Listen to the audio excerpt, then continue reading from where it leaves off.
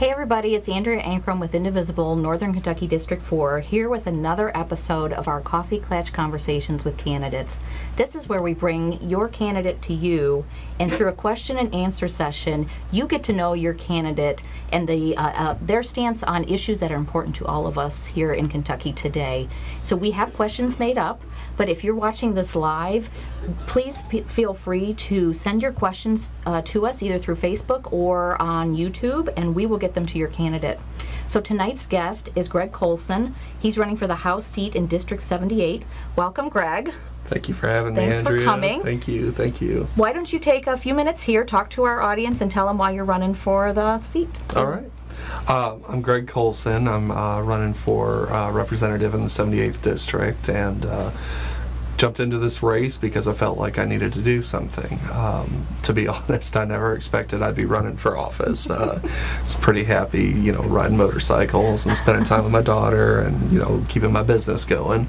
But, after we saw the charter school bill and right to work and the repeal of prevailing wage, seemed that we were very much on the course towards the radical end of conservatism, and so I wanted to jump in and start bringing that back to the middle a little bit, making a difference in that way.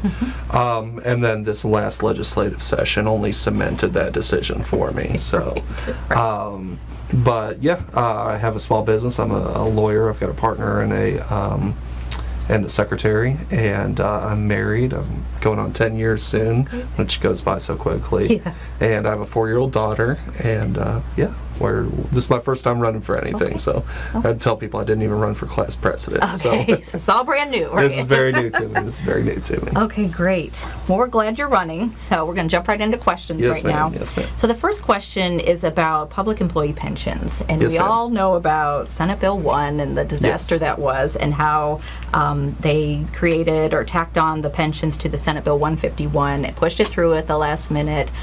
Totally unconstitutional. What is your understanding of the public employees pension issue, including current funding issues? Okay, well, like all things, let's start at the beginning.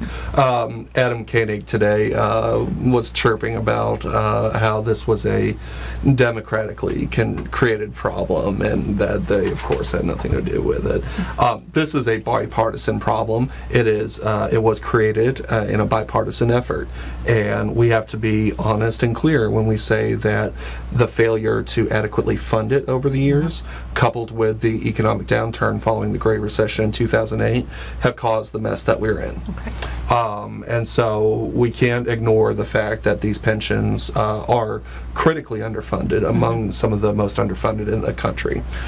Where I differ from, and where many people on my side differ from, and the people who did what they did during this last legislative session, is the idea that the structure of a defined benefit pension is unsustainable. That is false. This pension structure has existed for 80 years, and as long as we're good stewards of it, it will last another 100 years. It will last so long as we continue to meet our obligations, but we have to do that faithfully. And it's easy to take pot shots at people, where it didn't happen before, and I certainly understand a lot of the decisions that were made. Do we skimp a year or two here in order to keep the lights on in schools or prisons or that sort of thing? So I'm very respectful of the circumstances, but I think at this point we need to realize that we've learned a very hard lesson, and that this is something that we can't kick the can down the road on. Right. Where I have been vocally critical is the shift to what they're calling a hybrid cash balance system. Takes away that defined benefit, the nature of that, and rather treats it more closely to a 401k. There is a benefit in that they guarantee that you won't lose any money, and so a guarantee of 0% return is not too much of a guarantee. Right. And when you analyze this policy in relation to what's happened in other states, for example, West Virginia and Michigan and Alaska, undertook these sort of policy reforms. And Michigan actually went back because they found that not only did it decrease retirement security for the participants, but it also cost the taxpayer more in the long run. And if we look at the fiscal analysis that's been performed by the Kentucky Center for Economic Policy and some other independent analysts, we see that so long as we would faithfully maintain our obligations by funding the actuarially, I always mess that up. That's required contribution. It just slides out, contribution, that this system will be healthy within 10 years and will be fully funded within 20 years. And so what's happened is not that they've come in and they've fixed the situation. Rather, in my opinion, it has been broken for the sake of showing that it's broken.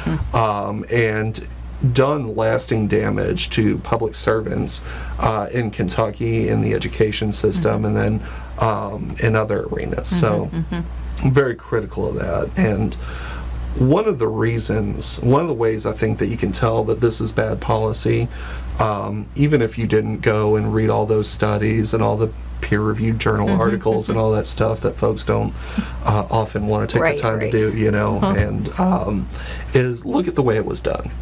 Matt Bevin had that financial analysis done. By the way, he's running for governor again. I know.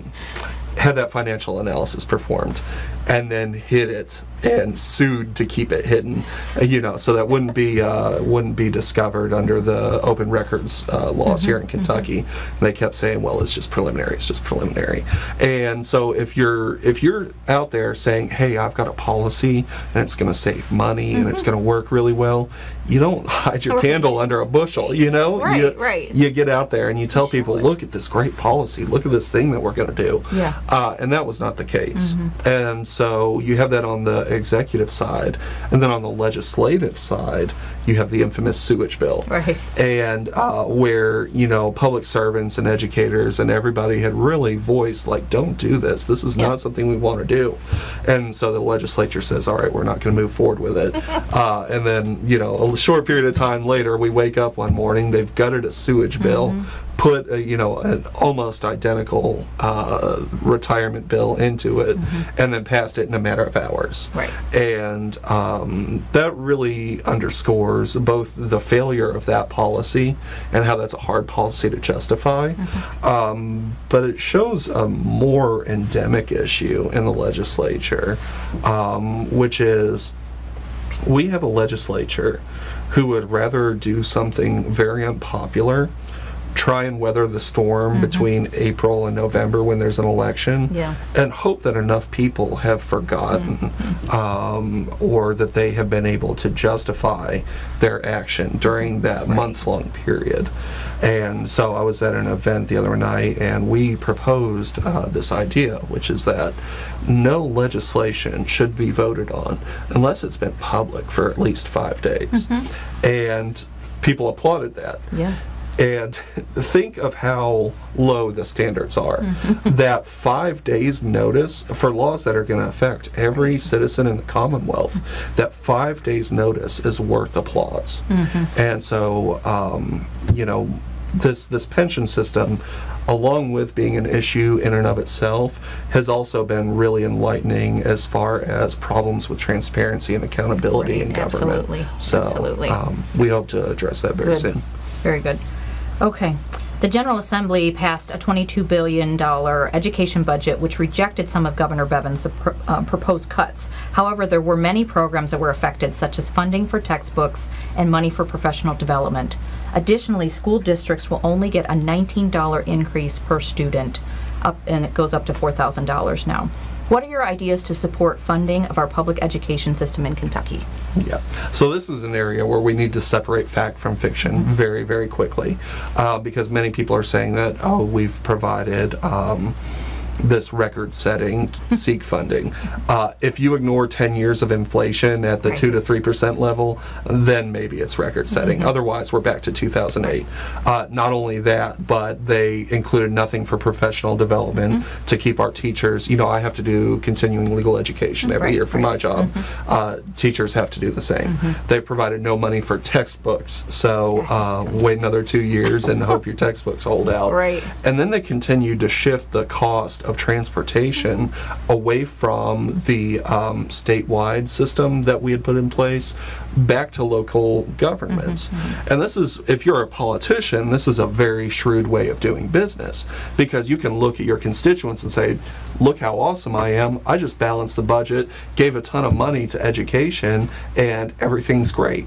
The truth is that those school boards are now going to be taking that 4%. They're going to be taking that maximum increase.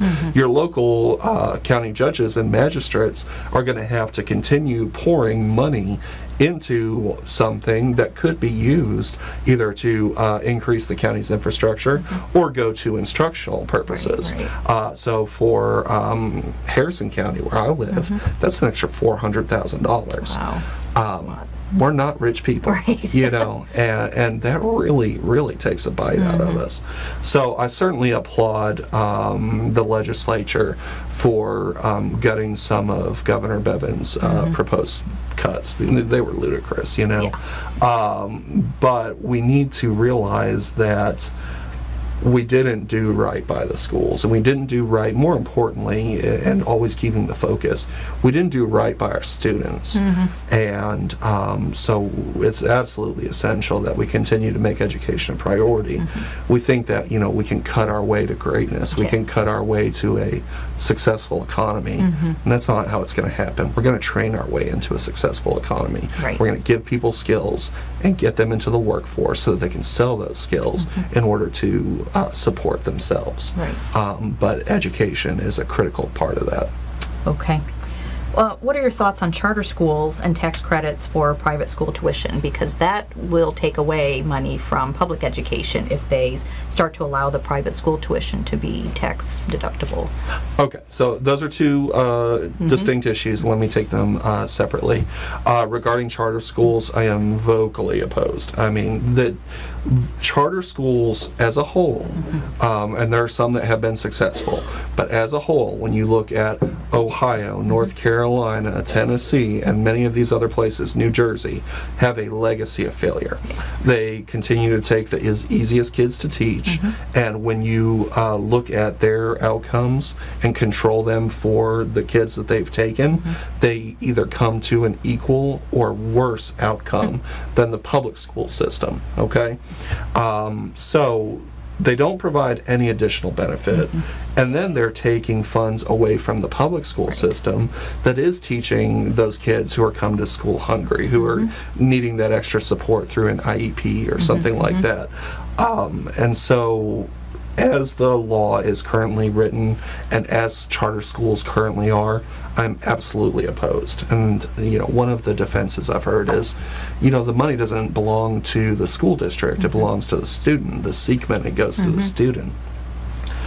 But what you have to realize is that if you take 100 kids, you know, I'm in a local district, right? You take 100 kids and put them into a charter school, right?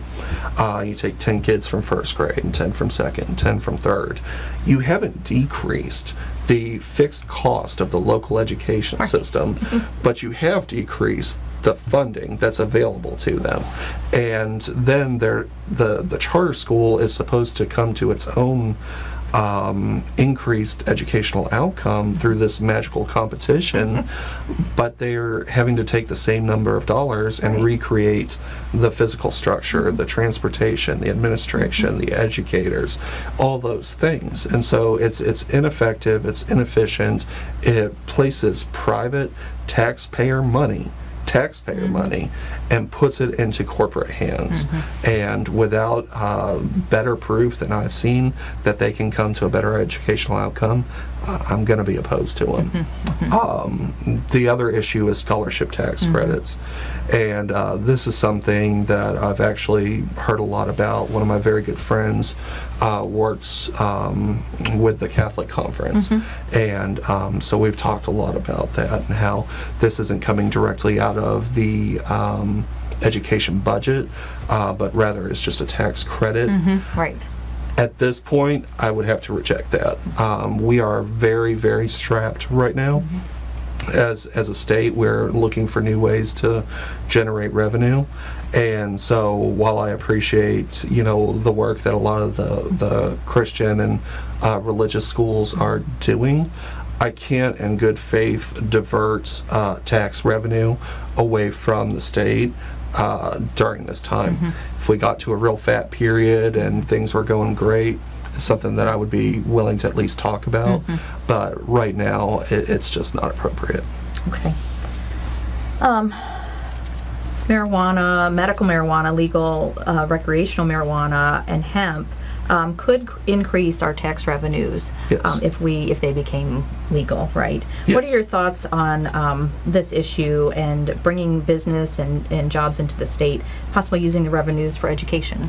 Okay, so once again, three very distinct issues, and I'll take hemp first. And because my hemp producers in my county are very adamant that we ensure that people think of hemp as a completely distinct product than cannabis. I am absolutely 100% pro hemp. In my county, we have a 500-acre hemp grow. My county judge executive grew 20-something acres last year. He's grown again. One of my good friends, he's got the Tractor Supply store there.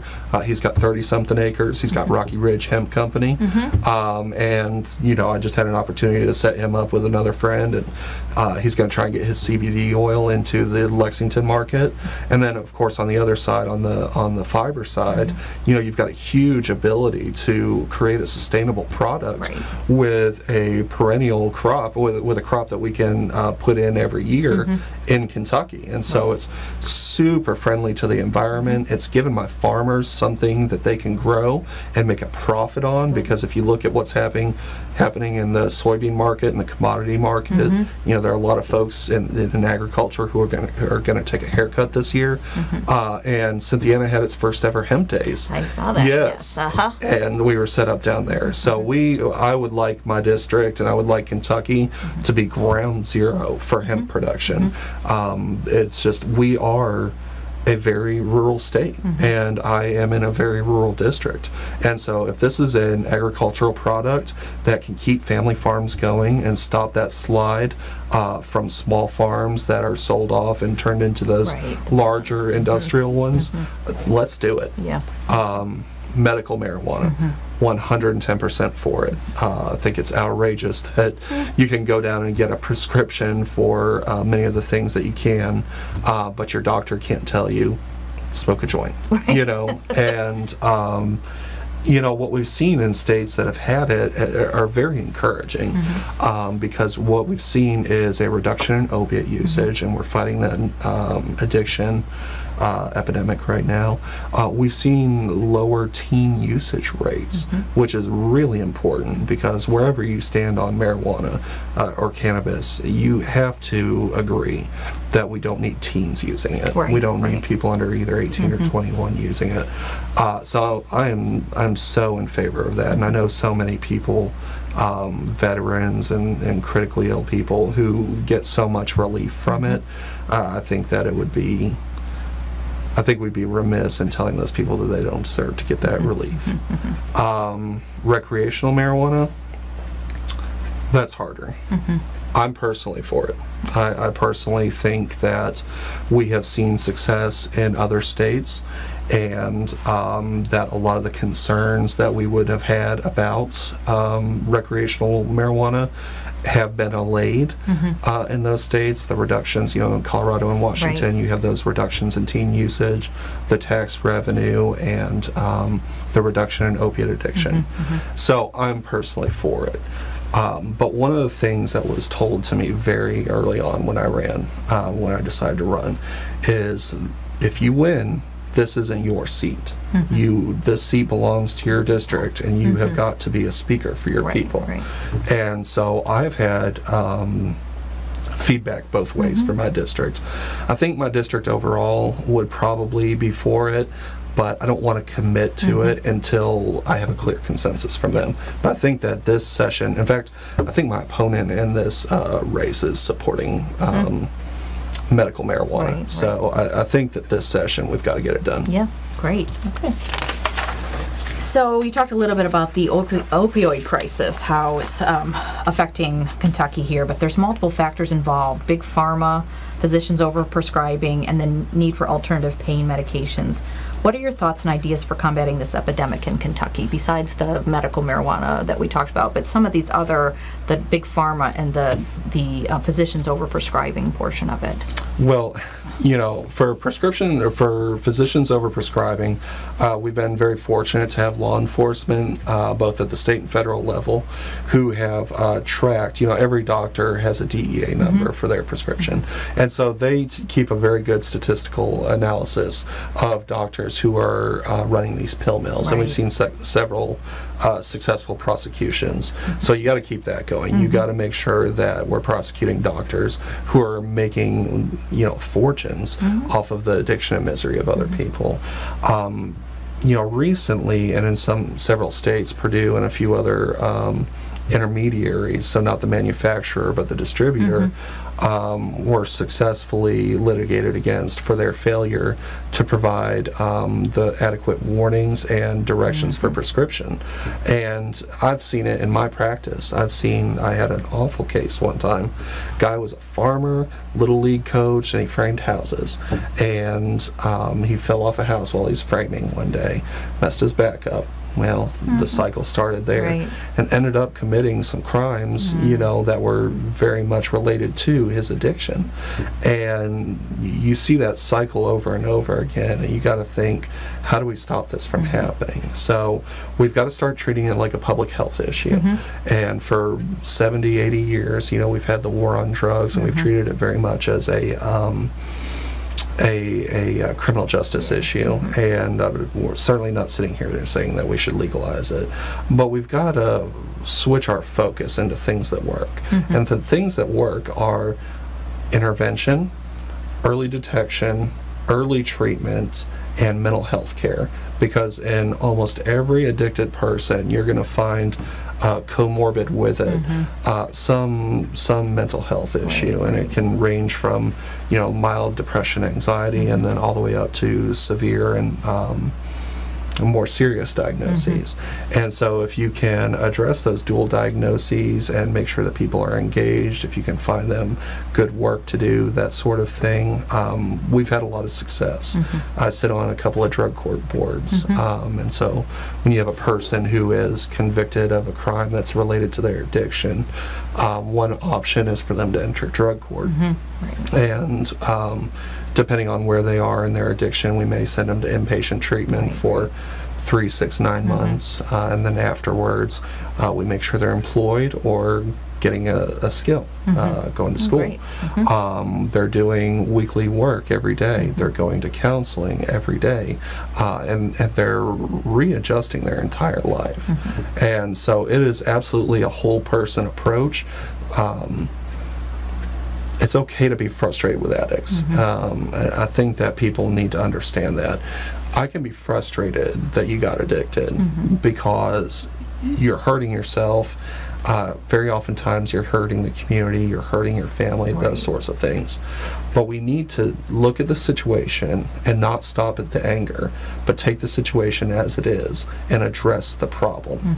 And you know, as I work in these juvenile courts on dependency, neglect, and abuse cases, just child after child after child is removed and placed in foster care with a family due to this. And so I think we are in a really good place to start intervening more heavily in people's lives. Last year, or 2 sessions ago we had Casey's Law, and we need to strengthen that significantly, because when I work with people who are trying to take advantage of that, under Casey's Law, the person who's petitioning is financially responsible for the treatment. So if they can't get some sort of grant, or if they can't get insurance coverage, then they're on the hook. Right. And if you're talking about cyclical poverty and addiction, those families don't have that kind of money. Right. And so we need to address that side of it. So all of that part about the rehabilitation and counseling, and that costs money. Would you go back to the pharmaceutical companies to try to get them to, pay some of that to support this, since it's their product that's starting all of this? Is there any way to do that? There is, and in fact, the Attorney General tried to do that, and Governor Bevin asked the legislature to step in and prevent that from happening, and one can only speculate why that happened. Yeah. But I do place at least some level of responsibility on those manufacturers who failed to warn of the risks, and who failed to properly market the product, because very early on they were saying this is a very safe product, and so we started that. But we need a long-term solution here, and while it is probably right to go to the manufacturer for some help in addressing this issue, we've got to have a way of addressing addiction as it goes, because opiates were the drug du jour. Now we're at heroin and fentanyl. Before that it was meth. Before that it was cocaine. And so we have dealt with addiction as a society for a very long time. And what we need to do is change that cyclical way of thinking, because we haven't gotten anywhere with it. The drugs have just changed. Right, that's true. Okay. So higher education costs are skyrocketing. The average college student ends up tens of thousands of dollars in debt upon graduating from college. Do you have any solutions for this crisis? How can the Kentucky government support our students in their pursuit of higher education? Well, higher education, post-secondary education, took a haircut this session, and we've seen lots of universities laying off a large number of folks. I'm all for universities becoming more efficient and that sort of thing, but at some point you're to the bone, and there's no fat left to cut. And so I thought that the way that they did tax reform and the way that they did the budget was very irresponsible this year, because they passed a tax reform bill that would increase revenue by $215 million annually. They did that by increasing taxes on working people and retirees, while giving a 1% tax break to the top fifth of income earners in Kentucky. So that's $75,000 or more annually. And that cut out a significant amount of revenue that would have been available to post-secondary education. And while they were taxing retirees and pensioners, they still failed to stop excluding stock dividend income from taxes. So in Kentucky, if you're rich investment type person, and you get your money from stock dividends, and if well, I'm sure everybody knows what a stock dividend is.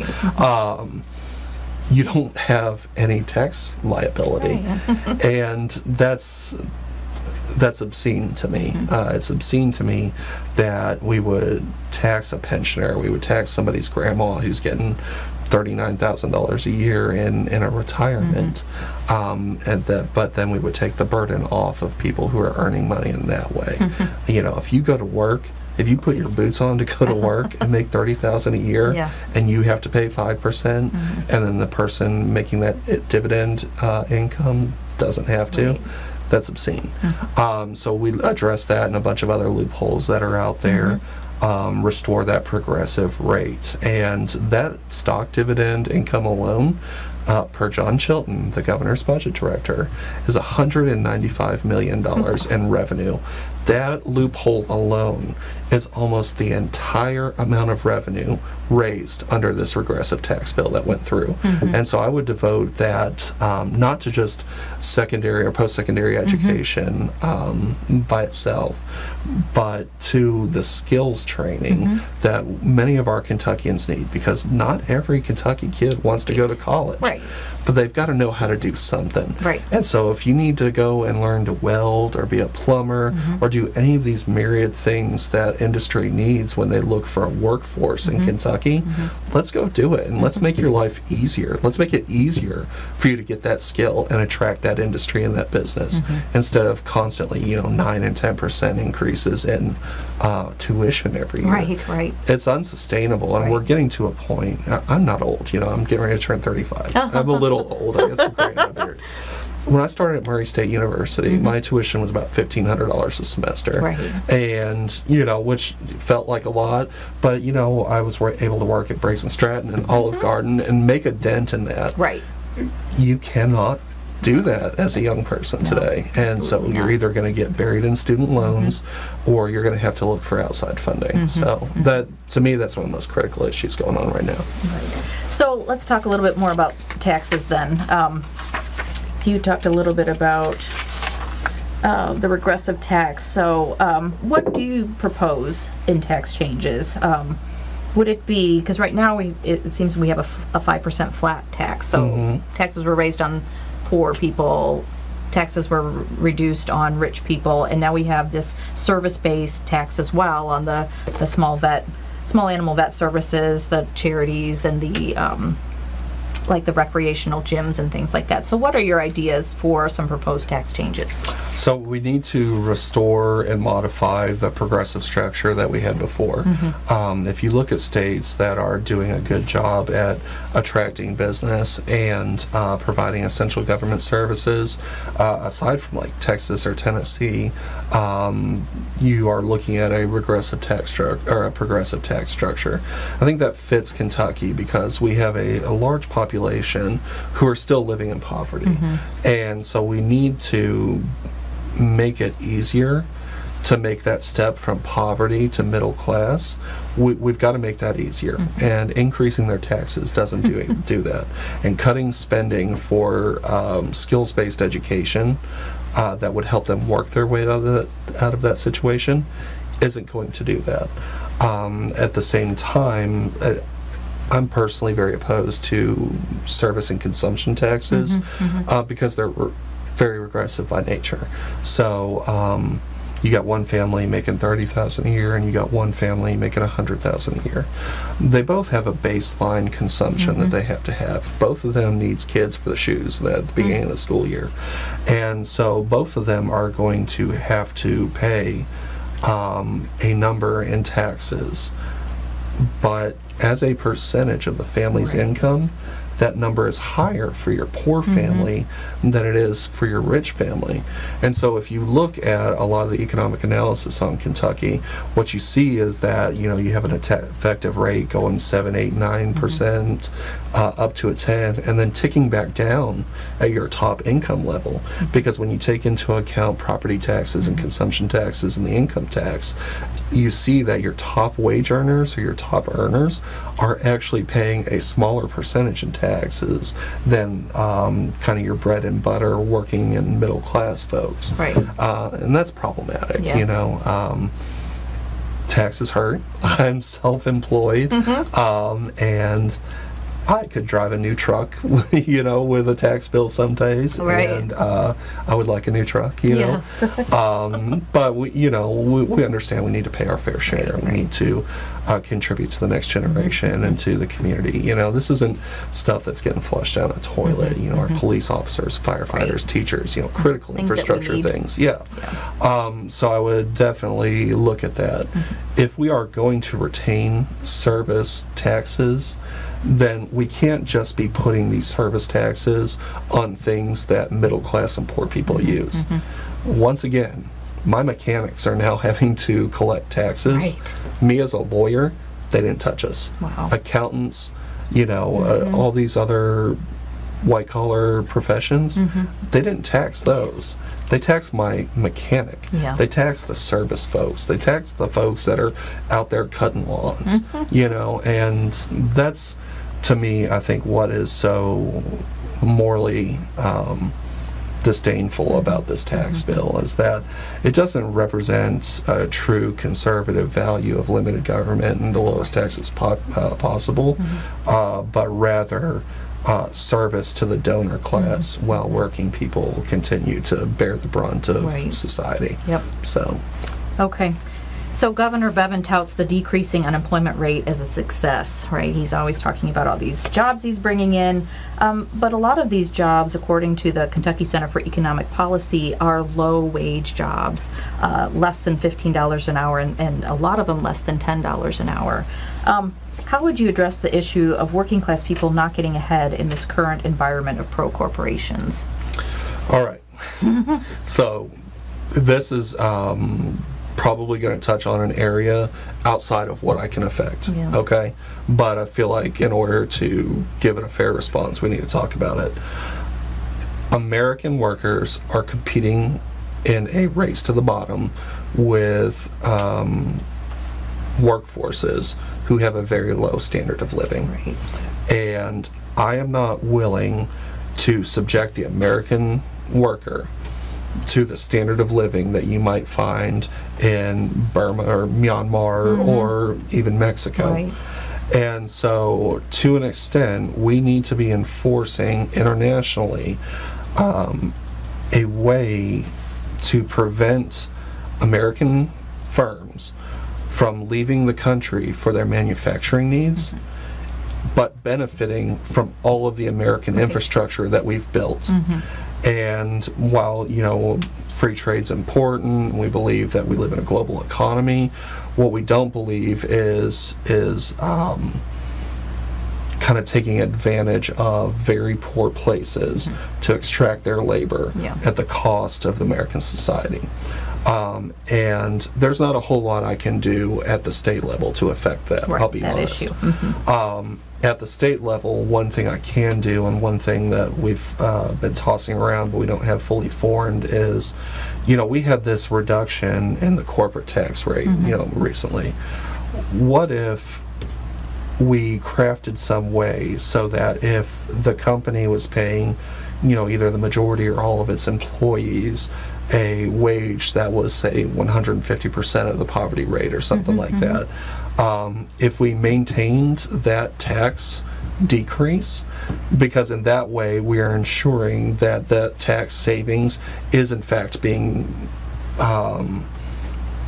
moved on to the working person. And then, because that's how we always hear tax decreases at the top level justified, is if we give this big tax increase at the top, then it'll flow down and, you know, there'll be jobs for everyone. And unfortunately, the data doesn't support that. The data typically supports that when you do that, it concentrates that tax savings in the hands of people who are already very wealthy.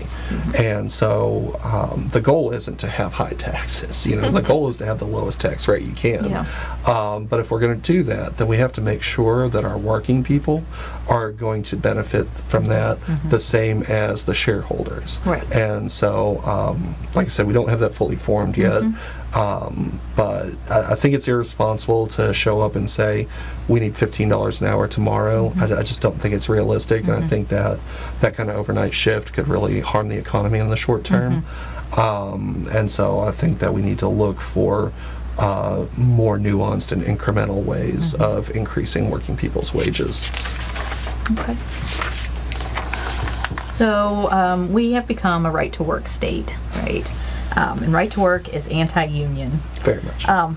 What are your thoughts on Kentucky adopting a right-to-work environment? And if you are elected, what would you do about this issue? I would 100% move to repeal it. I was very excited that when it was given to the people of Missouri, and not the Missouri legislature, but the people of Missouri, they chose overwhelmingly to repeal it. And what's fascinating about those exit polls that came out of Missouri was that only something like 20% of the voters in that repeal effort were union affiliated. So even a large number of non-union people chose to repeal that awful bill. Right. And right to work is so frustrating to me, and is another, to me, is indicative not of a true conservatism where we minimize government interference, but rather shows that we're going to put our thumbs on the scales of the employer. Right.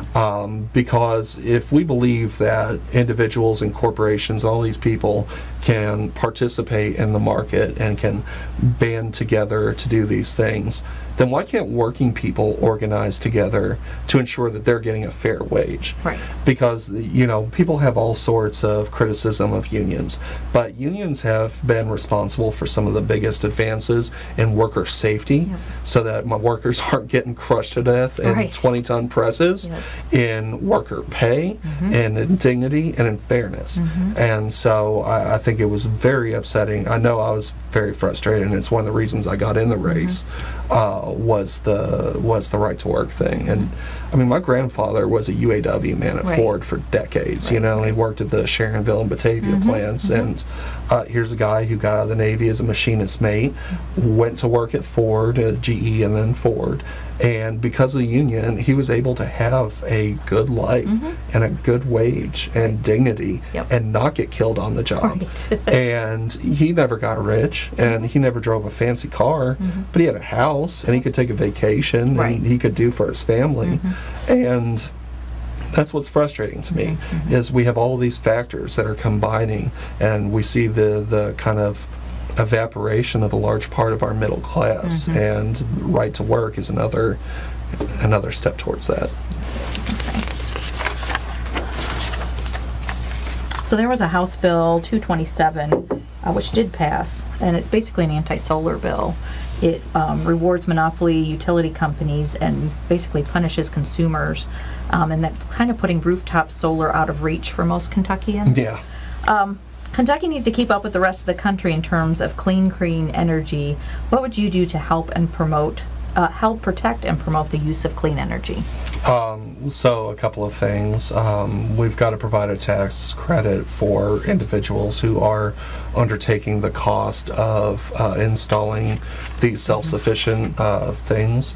We've got to make sure that net metering returns, so that if you are producing energy and putting it onto the grid, that you are benefiting financially from that, from your investment. That was, I remember when that came through, they couldn't get it out of committee, and so they packed the committee with people they thought that would support it, and really one of the dirtiest things to come out of this session. So, no, I mean, it's clear who is being supported there, right? I mean, the energy industry lobbied hard to not have to do that net metering, and in the end they won, you know, so. Okay. Yeah. I've given a lot of long answers. I'll try and give you a couple of short ones. So now the school's back in session. In fact, we just had another mass shooting today in Florida. There's a big issue about guns and gun ownership laws. Should Kentucky have stricter gun ownership laws? And what are some of your ideas, if you think that this is true, or a kind of revamping of the gun ownership laws? What are your ideas on this subject? This is an area where I will probably, I don't know what your position is, but I imagine that we may disagree here. I don't think that we need to decrease gun ownership in America. I think as progressives, we need to come back around to gun ownership and recognize how important it is for many of our would-be constituents. Because as we've seen in the last couple of elections, we're taking a beating in rural districts. But we're the ones who are pushing policies that we believe will help the people in these rural districts. But gun ownership is important to them, and I'll be honest, it's important to me. And I got to be honest, I own guns that a lot of people wouldn't like. You know, I've got an AR-15, you know, and a lot of people find that really troubling. But if we as progressives are going to continue to have a broad reading of the Constitution, where we've made so many strides and equal rights over the years, then we have to be consistent in that. And we have to understand that the Bill of Rights and that the Constitution has that Second Amendment in there for a reason. Now, if people want to go out and try and change the Constitution, they're welcome to do that. I don't think they'll be successful. Yeah. But they're welcome to do that. There's a method for that. And that sounds callous, and it sounds harsh, and I hope that it doesn't come across that way. What we need to do is start treating the underlying causes of violence. We see very often one type of violence gets a lot of attention, but not the 30,000 others. And so we've got to double down, and I think this is where I criticize many people on the other side, which is, all right, we're not going to change gun ownership laws at this point. Let's do something. How about we start addressing the cyclical poverty? How about we start addressing the domestic violence where we often see women injured by gun violence by their abusers? Why don't we start going into these neighborhoods where there's pervasive mental health issues and educational issues and these other things? Because as long as we have a Second Amendment, we're going to have guns in America. And we've got to craft solutions that work around that. And so, you know, I think Don't you think it would be easier to address some of the gun ownership issues, such as like the gun show loopholes that they always talk about, where you can just go in there and buy guns without the background checks and things like that. So just maybe even putting in place some of those smaller baby step type things to just make it a little bit tighter, so it's not so easy to go out and get these guns if you are mentally ill or if you are wanting to do violence. When we look at individuals who commit mass shootings, as well as the much larger portion of gun violence in America, or these single person homicides, we find very, very often that those are legally acquired firearms, that the individual who got them was subjected to a background check, and either with the Texas church shooter, he had things in there that would have disqualified him, and they weren't entered into NCIC, which is infuriating, because literally the guy had a dishonorable discharge and domestic violence and a felony, and so that's very frustrating. Or, as is the case with the Las Vegas shooter, there was nothing on his record, and so at this point, we've got disqualifications for being a drug user, being a felon, being a domestic violence, a person who commits domestic violence. The word escapes me, I apologize. Offender, thank you, yes. Having a felony, being a fugitive from justice, a lot of these other things. We've narrowed the class of people who can legally own firearms, and the federal government, if you're a felon in possession of a firearm, they take a very dim view of that, and so does the state government, and there are plenty of people in prison for failing to abide by that. But if we are not going to get rid of all the guns, which I would obviously oppose, and I think most people would oppose, then we've got to start crafting solutions that are respectful of the Second Amendment. Okay. I'm sorry that we disagree on that issue. No. I mean, I think that you've got a perfectly good answer. So, what are your thoughts on arming teachers in public schools? Because this has become kind of a hot topic as well. I really struggled with that one. So I've got my concealed carry license, and I'm sitting here thinking to myself, well, how hypocritical is it that I can't, I feel like I should have one, or I could have one, but that my teacher can. These schools, that are constantly, or not constantly, that overstates it, but are on some regular basis places of violence. And so I talked to a lot of teachers, and then I read a lot of input from public health professionals. And over again, I was hearing that teachers didn't want that, and that even in cases where teachers would want it, it was more likely that the firearm would actually cause an unnecessary death rather than be used to stop this sort of thing. Right. And so from a data-driven standpoint, I ended up saying, okay, I don't support this issue. And that was hard for me because I'm, if you couldn't tell, pretty hardcore Second Amendment guy. But when I look at, and you, there's always this one case where, man, if I just had, you know, a gun then, that life could have been saved. You know, that's going to happen.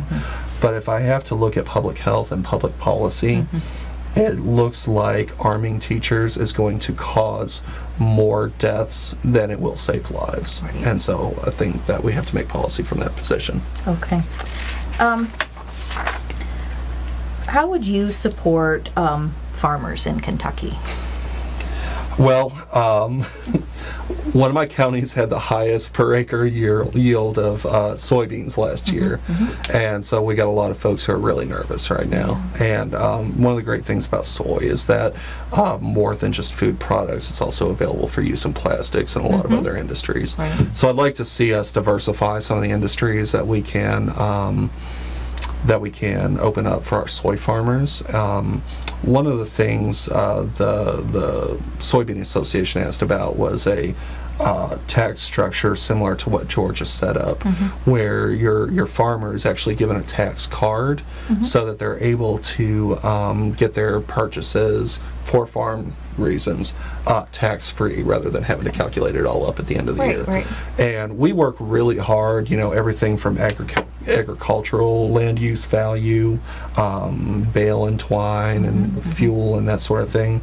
We work very hard to make our farmers' lives a little bit easier because they're working on tight margins right now. I mean, the best year ever for tobacco for a long time was in the 70s. And that price per pound hasn't inched up that much.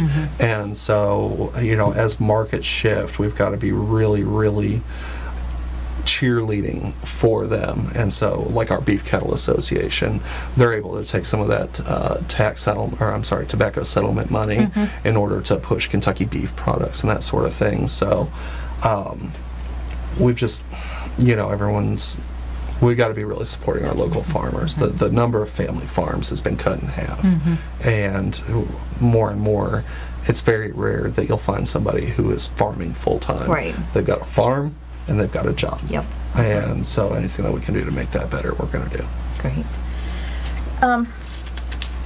Governor Bevin has basically declared war on Medicaid recipients. What are your thoughts on the Kentucky Medicaid system and how will you support it?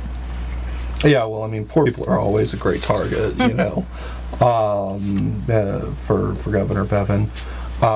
Here's the deal. The majority of people who get Medicaid services are either employed or taking care of an injured family member.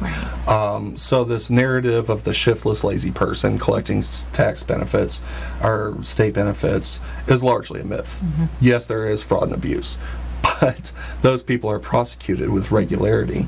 If you get more than $100 in food stamps than you should have gotten because you lied, you have committed a felony in Kentucky. Wow. And the OIG, the Office of the Inspector General, is going to find it, and they're going to try and put you in prison. So we take that waste, fraud, tax, and abuse very seriously. Because we do that, then we have got to quit grinding out the poor as they try to make their life better. And I'll give a little self-history. I didn't grow up with a ton of money, you know, and I remember there was a time when my mom got food stamps, and I wanted to sit in the car while she was grocery shopping because it was embarrassing, you know.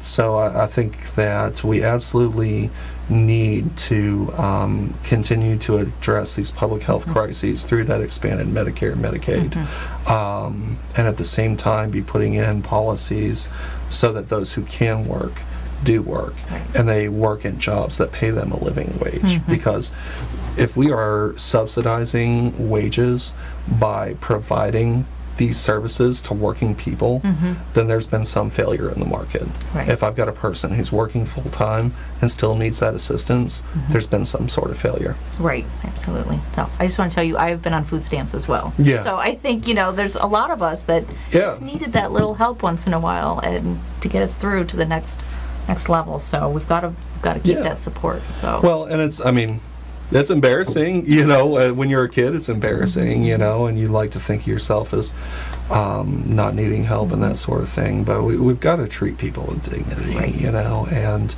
grinding out a poor person as they try to make it is just that's not going to do anything for us. I totally agree. So, okay, there's an online question here. Yes. What about taxing companies the amount of money their employees receive in food stamps? I think Bernie Sanders might have just come out with this, but it's basically if you're Walmart and you have X amount of your employees who need to be on food stamps, getting that back from Walmart through the state. And Walmart is an easy example, right? Because they have very large shareholder profits, right. Centralized out of state. Most of that money doesn't stay here, and infamously pay their workers lower than what they should be paid, particularly the union counterparts to those workers. But every company isn't Walmart. And so we can't just say tax the corporations, tax the rich. Corporations are not the enemy. And I think that a lot of us who are progressive, there's a lot of sentiment out there that we're fighting the corporate structure. Yeah. We're not. What we want is to return the balance so that the corporate shareholder is making a good return on their investment, because guess what? If you've got a retirement, you're probably a shareholder in that country or in that company. So we want them to have good returns, and we want them to succeed, and we want them to do well. But if there's exploitation of a worker going on, then we want to avoid that. But let me tell you something. There's a bunch of mom and pop shops in my district that can't pay someone $15 an hour. They just can't. And so do I look at this mom and pop place and say you have to choose $15 an hour or no employee and go under? Yeah. That's irresponsible, and it's bad for our local economies. And so like I said, I don't have fully formed a good policy for that. But whatever it is, it has to be nuanced, and it has to make sure that we're not harming small business, and we're not preventing industry from coming into the state, but that we are encouraging the payment of a living wage, of a wage that provides dignity for a working person. Yep. So. Right. Okay, so that's all of our questions. Yeah. And so if you want to take a couple minutes now and talk to our audience and tell them why they should vote for you on November 6th. All right. Well, like I said, new politician, so I won't spend a ton of time doing it. Things really have gotten out of balance in Kentucky in the last 2 to 3 years. We've seen a constant assault on working people, poor people, retired people, our firefighters, police, teachers, and a lot of really important folks who serve our community. And so I want to step in and help provide a rebalancing in Kentucky where we're not totally beholden to special interest, where we're taking all of the concerns of every stakeholder in our society to the table. Because if you're not at the table, you're on the menu. And so I'm asking, this is a grassroots effort. It's a grassroots campaign. Nobody's writing us, there's no cavalry coming. We're going to have to do this on our own. We're going to have to do it the hard way. But we can do it through individual action for folks who are willing to get out there and knock on doors, who are willing to make phone calls, to hold fundraisers, and do those other necessary actions. So thank you all for watching. I know that we've had kind of one major policy disagreement, but I think we're pretty close. Yeah, and to have that honest discussion, because I don't think any of us are going to be 100%. But what we do need to do is make sure that everyone's at the table, because we're just going to get eaten alive if we don't. So thank you so much. Thanks, Greg, for coming tonight. Thank you for having me. And everybody, if you watch this and it's recorded off of our Facebook, our YouTube channel, and you do have further questions for Greg, you can go ahead and put them in the comments, and we will try to get them to him. Yeah, absolutely, absolutely. Okay. Thanks, and good luck on your campaign. Thank you, Andrea. Thanks, everybody, for joining us tonight, and see you next time. Thank you. Good night.